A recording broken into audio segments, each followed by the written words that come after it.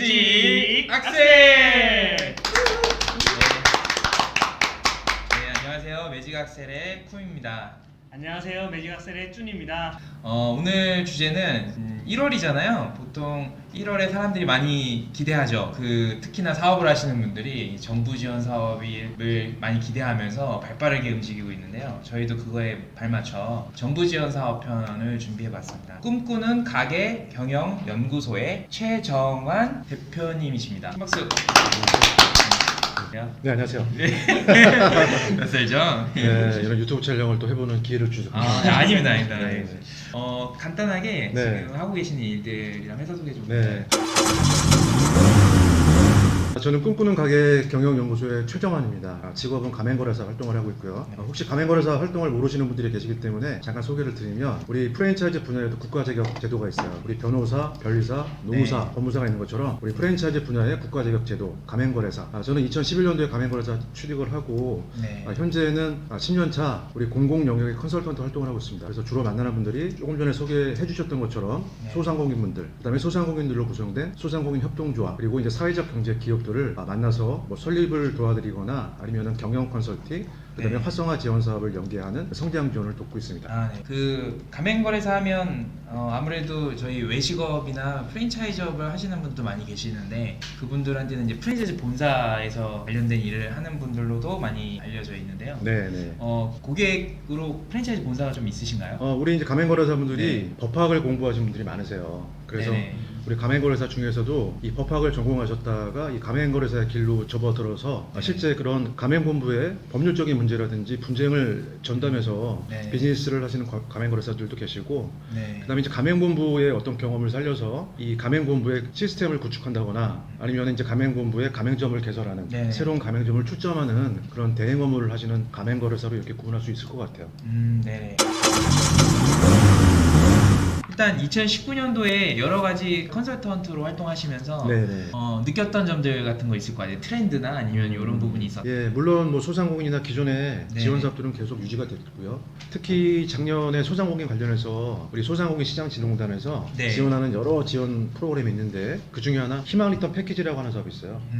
그게 뭐죠? 예, 이것은 창업을 지원하는 프로그램이 아니라 폐업을 지원하는 사업이에요. 예, 네. 2015년부터 우리 소상공인 시장진흥공단에서 소상공인 사업자의 폐업을 지원하는 프로그램이 생겼고요. 2018년도 예산이 78억이었는데 2019년도 예산이 약 한 320억 정도 책정이 됐습니다. 그러니까 지금 폐업 예산만 놓고 보면 예. 단순하게 한 4배 정도의 어떤 그런 지원 확대가 됐고요. 이것이 좀 아쉽게도 지원 금액이 늘어났다는 것은 그만큼 폐업을 준비하고 있는 사업자들이 늘어나거나 이제 많아졌다는 증거이기도 하고, 그것을 갖다 증명할 수 있는 방법 중에 하나가 뭐냐면, 주변에 우리 눈에 보이는 주변의 상가들이 공시상가가 많이 늘어났어요. 그러니까 그 공시상가의 의미가 뭐냐면은 누군가는 권리금과 시설비를 투자해서 기존의 사업장을 오픈을 했는데 나갈 때 정상적인 양수도 절차를 거치지 못하고 본인이 철거 비용까지 다 투자해가지고 폐업을 해야 되는 그런 악순환이 지금 계속 좀 반복되고 있는 구조인 것 같아요. 폐업 컨설턴트들도 활동하신 건가요? 네, 제가 소상공인 컨설턴트로서 이런 폐업 네. 지원 컨설턴트로도 활동을 하고 있어요. 네네. 네. 근데 좀 이걸 뭐 잘 모르시는 분들은 뭐 폐업하시는 분한테 어떤 걸 지원하느냐 이거 궁금하실 것 같아요. 일단은 우리 소상공인으로 네네. 인정이 돼야 되는데, 여기서 말하는 소상공인이라고 하면 일단 우리가 서비스업, 네. 그 다음에 외식업 같은 경우에는요, 상시근로자 5인 미만, 그 다음에 제조업이나 건설업, 광업인 경우에는 상시근로자 10인 미만 에 해당하는 분에 한해서 일단 소상공인으로 인정이 되고요. 그 중에서도 전년도 매출액이 1억 5천 이하, 그러니까 1억 5천 이하의 소상공인 사업자가 지원할 경우에는 컨설팅도 지원받고, 그 다음에 우리 소상공인 시장진흥공단에서 지원하는 원상복구 비용 200만 원까지 수혜를 받을 수가 있어요. 근데 만약에 1억 5천만 원이 넘으면 컨설팅을 신청할 수 있지만 지원금에 대한 수혜는 받을 수가 없게 되어 있습니다. 2019년에 뭐 예년처럼 정부 지원 사업들이 많이 있었고, 이 중에 좀 특징적인 희망 리턴 패키지, 폐업을 정리하는 것을 도와주는 그런 지원 사업 이야기를 해주셨습니다. 2020년에 이제 정부 창업 지원 사업 통합공고 땄는데요. 준영님께서 조금 정리해 주시면 좋을 것 같아요.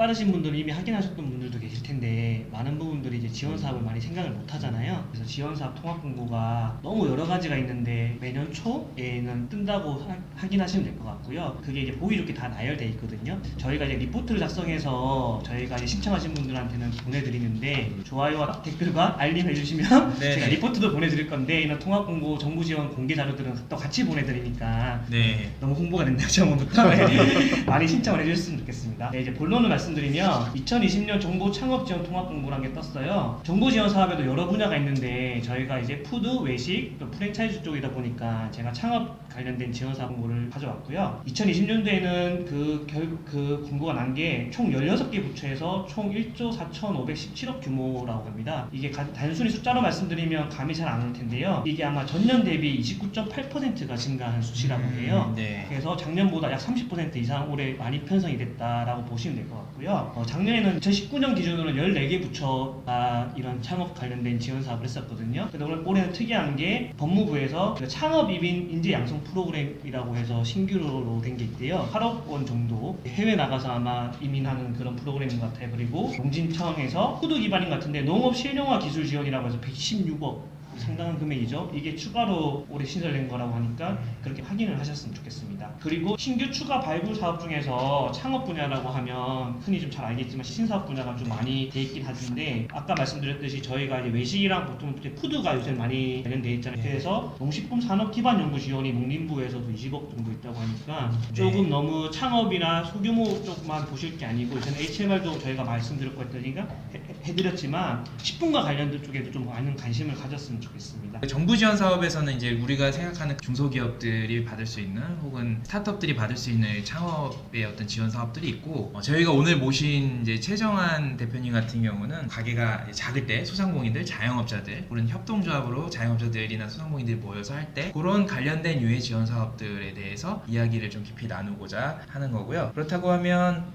최정환 대표님께서 혹시 이제 아까 말씀드렸던 소상공인이나 자영업자 그리고 협동조합들 조금씩 설명해 주시면 좋을 것 같아요. 네, 일단 뭐 소상공인과 관련해서는 우리 중소벤처기업부 산하에 소상공인 시장진흥공단이라고 네. 하는 준정부 기관이 있습니다. 일단 그 해당 사이트에 들어가시면은 우리 소상공인 컨설팅, 그다음에 방금 전에 설명드렸던 희망 리턴 패키지라고 하는 폐업을 지원하는 사업이 있고 그 안에 또 교육 사업이 들어가 있어요. 예. 또 우리 소상공인 사업자의 이런 협력, 그다음에 체계화, 조직화를 돕기 위한 소상공인 협동조합 활성화 지원 사업이라는 것이 있어요.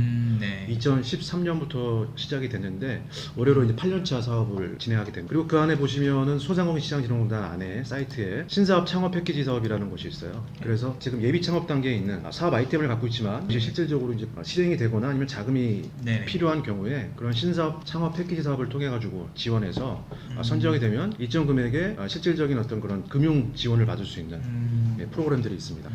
그리고 이제 프랜차이즈 관련해서는 우리 네. 이제 공단에 네네. 2017년도부터 이익공유 그러니까 이익공유형 지금 지원 사업이 따로 만들어져 있는데 2017년도에는 초반에 우리 이제 협동조합만 지원을 했어요. 그러니까 이익공유형 그 사업이 그러니까 협동조합의 이익을 공유하는 프랜차이즈 지원 사업을 이미한 만들기 위한 네네. 사업으로 시작이 됐고 작년에는 그것을 이제 협동조합으로 딱 국한하지 않았고 일반적인 어떤 프랜차이즈 사업을 하고 있는 우리 기업가 분들이 이런 이익을 공유하는 그러니까 즉 이익을 공유한다는 것이 뭐 여러 가지 방법이 있는데 우리가 일반적으로 생각하는 우리 가맹본부와 가맹점 사업자가 우리 수익을 갖다가 분배를 한다든지 아니면은 특정한 어떤 조건부 같이 상생할 수 있는 그런 시스템을 만들어가는 과정에 사업들이 만들어지고 있습니다.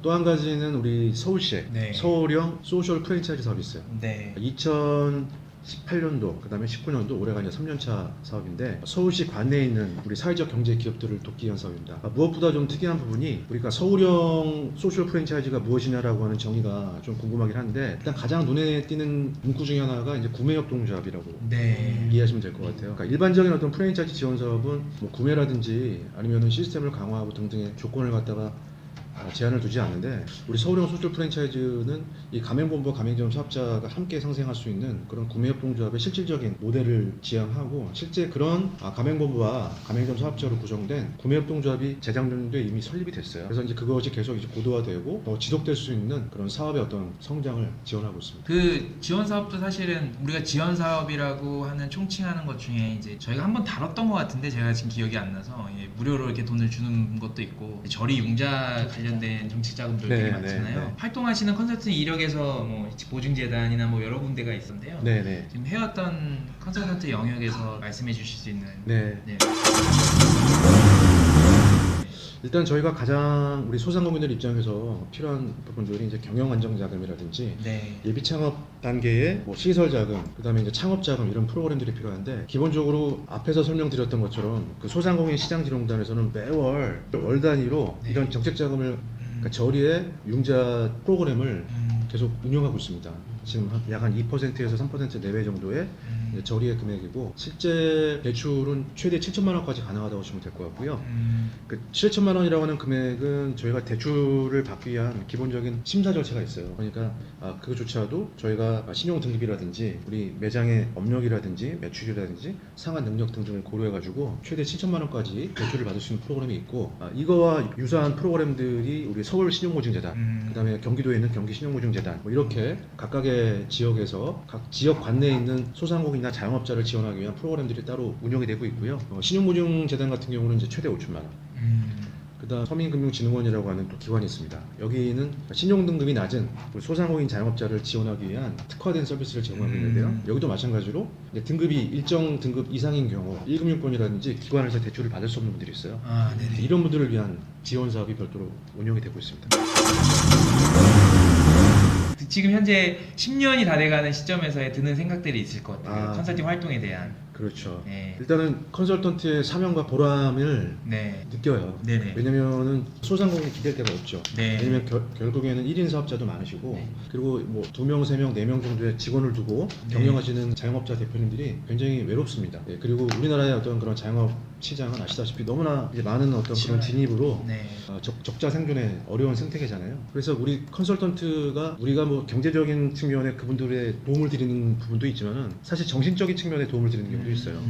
그분들이 직원들한테 말 못하는, 가족들에게 말 못하는 그런 사연들을 우리가 직접 가서 이야기를 듣기도 하고 그분의 문제를 컨설턴트 입장과 제 3자의 시각으로 더 효과적이고 긍정적인 성장을 갖다 돕는 측면에서 네네. 그것이 그 자영업자 한 분 대표님의 경제적 정신적인 문제를 해결하는 걸로 끝나는 것이 아니라 네. 그분이 그렇게 뭔가의 새로운 동기와 그 다음에 욕구를 갖다 끌어올린다는 것은 그분의 어떤 그런 경영 활동에 너무나 바람직하고 중요한 역할이라 생각이 되고요. 무엇보다 중요한 거는 그분이 무너지면 자영업자 대표가 무너지면요 한 분이 무너지는 걸로 끝나는 게 아니에요. 자, 그래서 컨설턴트로서의 사명감과 보람은 뭐냐면 그렇게 긍정적인 에너지를 심어드리고 그 한 가정, 그 다음에 한 경영자로서 그분이 충분하게 다시 성장할 수 있는 기회를 만들고 변화를 저희가 지켜보고 그 변화를 통해서 그분들이 성장하는 과정을 지켜보면서 우리 컨설턴트로서의 역할, 컨설팅의 본질에 대한 저희만의 어떤 그런 좀 따뜻함을 느낄 수 있는 것 같고요. 지금 이제 오랫동안 10년 동안 해오면서 아쉬움도 많아요. 왜냐면 아까 말씀드렸던 오늘이 이제 정책 자금과 관련된 이야기들인데, 그러니까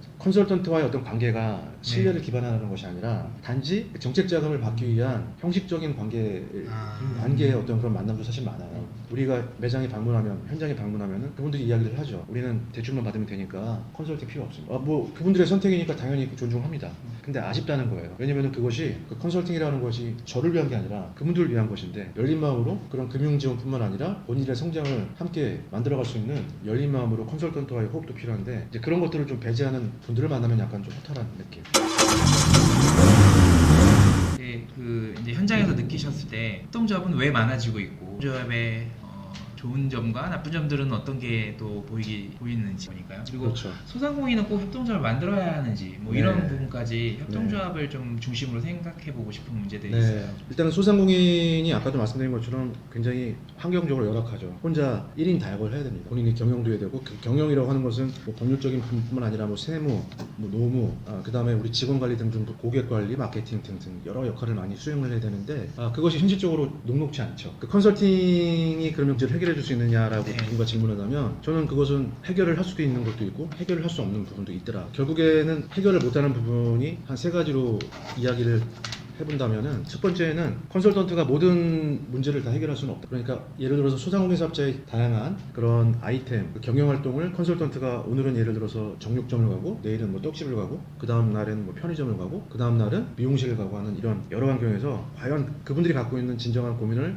그 다음에 그 문제를 컨설턴트 혼자서 100% 해결할 수 있느냐 정해진 기관과 횟수에 그것은 될 수도 있고 안 될 수도 있더라. 또 한 가지는 컨설턴트가 그 정도의 능력을 갖고 있을 수도 있고 없을 수도 있고 또 한 가지 문제는요 진정성. 정말 내가 이분들을 돕기 위한 컨설턴트로서 사명감과 보람을 생각하고 간 거와 그냥 하나의 컨설팅 건수와 경제적인 수익 창출로서의 대상으로서 생각하는 것은 너무나 큰 차이가 있다고 보고, 두 번째는 우리 사업자 스스로가 열린 마음이 좀 있으셔야 되는데 열린 마음 갖기가 좀 어려워요. 뭐 경영활동 하시면서 너무나 많은 역할을 수행하는 참 시간이 안 나는 그 환경에서 뭔가 새롭게 도전하고 배우고 컨설팅 뭐 등등의 다양한 것들을 갖다 요구에 부합하는 게 힘들다라는 분명히 인정을 합니다. 그럼에도 불구하고 열린 마음과 함께 좀 다가갈 수 있는 그런 적극적인 우리 자영업자 대표님들의 생각이 좀 필요한 것 같고요. 세 번째는 결국에는 기관의 또 역할이 중요해요. 그러니까 기관이 사실은 정책 자금을 지원하는 과정에서 그게 질적 성장이냐 양적 성장이냐를 사실은 곰곰이 따져봐야 됩니다. 어떤 기관은 결국에는 양적 성장을 우선할 수밖에 없는 그런 환경에 또 처해 있는 기관. 그래서 안타깝죠. 왜냐면은 궁극적으로 필요한 사람에게 지원을 해야 되고 필요한 사람에게 컨설팅이 돌아가야 되는데 네. 그것이 필요하지 않거나 아니면 준비되지 않은 분들에게 양적인 어떤 그런 지원이 확대가 된다고 한다면 그 진정한 어떤 본질적인 성장이라든지 성과를 만들기가 좀 어렵겠죠. 이 세 가지가 하나하나가 다 맞물려야 진정한 그런 소상공인의 성장이 좀 기대가 될 것 같고, 한 사람의 경영자가 모든 것을 다 컨트롤하면서 성장시키는 것은 매우 어려운 일이다. 그래서 저 역시도 이제 컨설턴트로서 그런 한계를 느껴왔고, 그것이 이제 몇 년 반복이 되면서 스스로 약간 매너리즘에 빠지기도 했었어요. 네. 근데 거기서 저에게 좀 터닝 포인트가 됐던 것이 소상공인 협동조합이었습니다. 제가 2015년도에 소상공인시장진흥공단에 소상공인 협동조합 컨설턴트로 활동을 하면서 지금 6년차, 올해까지 이제 6년차 활동을 하게 되는데, 그동안에 한 100개가 넘는 협동조합의 설립과 활성화 지원사, 그 다음에 경영 컨설팅을 함께 해왔습니다. 제가 이 협동조합을 하면서 느꼈던 게 뭐냐면요, 저에겐 터닝 포인트가 됐어요. 컨설턴트로서. 이유는 뭐냐면 한 사람의 소상공인 대표를 만나가지고, 그러니까 제가 능력이 있어서 설득을 시키고 변화를 시키거나 아니면은 우리 대표자가 스스로 그런 열린 마음으로 컨설팅을 갖다 적극적으로 참여해서 변화를 갖다가 만들어내는, 그것이 뭔가라도 하나가 좀 일치가 돼야 되는데 그것이 안 되죠. 결과는 0이 아니면 100입니다. 0이 될 확률이 더 높아요.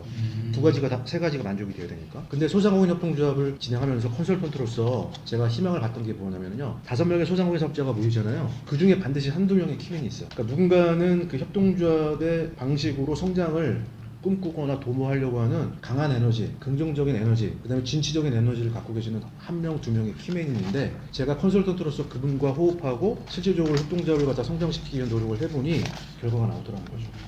자, 그래서 그 협동조합은 개인의 한계를 극복할 수 있는 외부의 지원을 떠나서 스스로 본인들이 갖고 있는 문제를 본인들이 모여서 본인들의 방법으로 해결할 수 있는 아주 좋은 사업 모델을 생각하고요.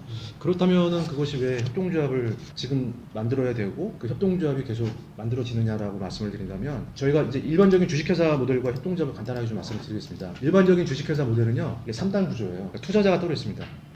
그러니까 주주라고 하는 투자자가 따로 계시고, 근데 사실은 의사결정은 이 주주들이 하죠. 두 번째는 일반적으로 이제 경영자가 따로 있고요. 그 하위에 직원들이 따로 있습니다. 이 3단 구조로 되어 있는데, 결국에는 이 3단 구조의 핵심은 이제 수직적 구조죠. 그래서 제가 이런 말씀 드려요. 제가 건설사에 10년을 근무했고 앞으로 20년을 근무했다고 했을 때 의사결정에 참여할 수 있는 권한이 있느냐? 없죠. 이 주식회사의 구조가 그래요. 그러니까 경영자는 우리 직원들과 호흡을 맞춰서 우리 주주의 어떤 이익을 극대화하기 위한 수직적인 모델을 갖게 돼 있고, 중요한 건 뭐냐면은 이 우리 회사에 찌 보면 주인인 우리 근로자, 노동자 아니면 종업원들이 실질적으로 이 회사의 어떤 경영에 참여할 수 없는 단절된 구조가 주식회사 구조라고 한다면, 협동조합은 비즈니스 모델이 동일한데 참여하는 조합원들이 출자를 하기 때문에 우리가 투자를 하는 거고, 두 번째는 이 출자를 한 조합원만이 의결권 선거권을 갖고 있어요.